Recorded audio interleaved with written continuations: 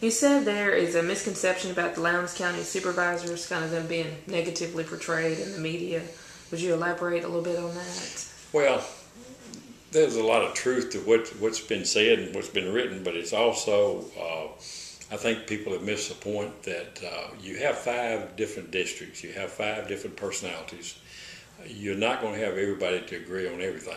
I don't think it's what's been portrayed and all is the total truth in it. I think it's been blown out of proportion because I know that sells newspapers. But the problems that we've had, I think are solved as far as I'm concerned. I think we went through a time that I've stated to other people that you go through in life that you have to go through a bad stage to get to a good stage. Right now we just came out of our last board meeting. Was the best board meeting that we've had in 2 years. I think it was a very positive meeting. I think people have a more positive attitude now than they had before. I think we have a better understanding of each other.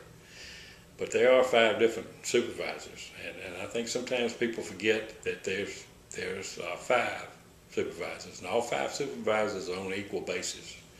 We're all we have 1 vote apiece, and when we vote our convictions, which I try to vote my convictions, not by any certain lines. I don't have an agenda. Didn't come into this job with an agenda, but I think that we're on the right track now. As far as I'm concerned, whatever happened. Happened is in the past. It's cleared up. I'm happy with the situation, and I hope everybody else is. What are your thoughts on rotating the board presidency? I hadn't given that a lot of thought. I've just been there 2 years, and as far as rotating the board presidency, I don't know that that's a good idea.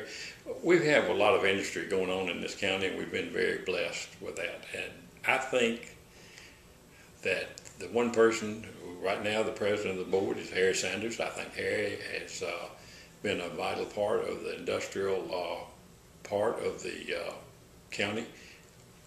I think he has the expertise to continue to do so. I support Harry in that job. I supported him in the beginning, and I nominated him to be put back into the presidency. And a big reason for that was the industrial part of it. Could other people do the job? Yes, I think any of the 4 other supervisors could do the job as president of the board. I just think that Harry is the most qualified to do it as far as the industrial part of it, because he's worked closely with Joe Higgins, and I don't think anybody would deny that Joe Higgins is a vital part of what we have in Lowndes County today. You mentioned you've been on the board for 2 years. That makes you one of 3 kind of new kids on the block on the board. So what's been your biggest challenge being a supervisor?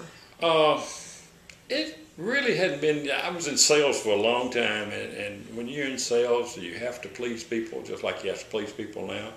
It's a little different, but basically,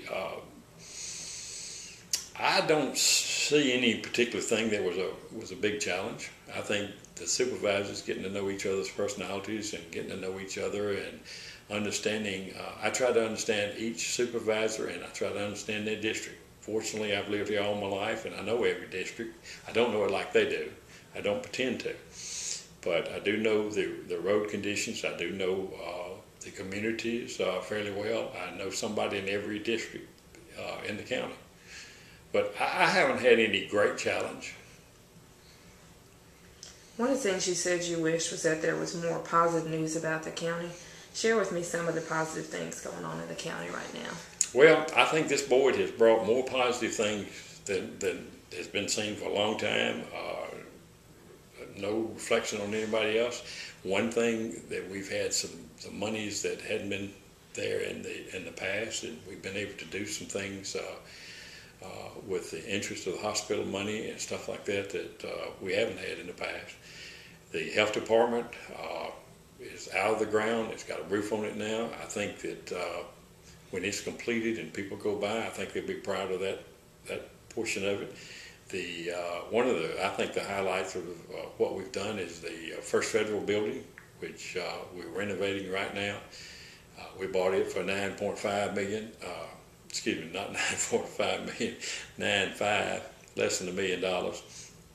And we're going to spend about $450,000 renovating it. When we get through, we'll have a building that's probably worth between $250 and $300, between $2.5 and $3 million building. I don't think we could have built anything near that. And if anybody's been in the courthouse in the last few years and saw what we go through during the trial periods, we need space desperately.